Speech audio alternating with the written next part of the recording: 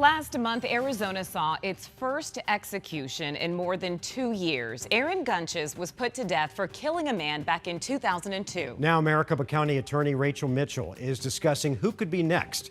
12 News journalist Bianca Bono is live with us in studio. And Bianca, who did she name? Richard Jerf, one of 22 inmates on death row who has exhausted all of his state and federal appeals. He is a mass murderer, and the details in his case are heinous. In September of 1993, he went to the West Valley home that belonged to the Luna family, looking to seek revenge for an apparent burglary at his home.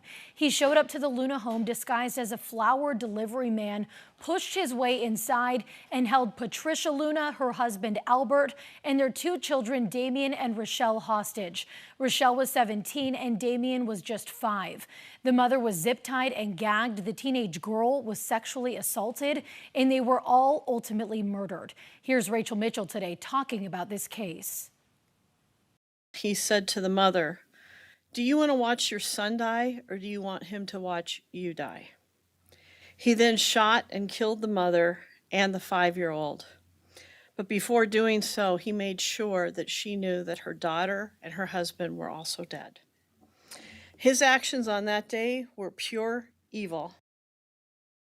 Jerf pleaded guilty and was sentenced to death for the murders of those 4 family members. But 29 years later, he still sits on death row. So now Rachel Mitchell is highlighting this case, but ultimately it is up to the Attorney General's office to seek death warrants on inmates who have exhausted their appeals.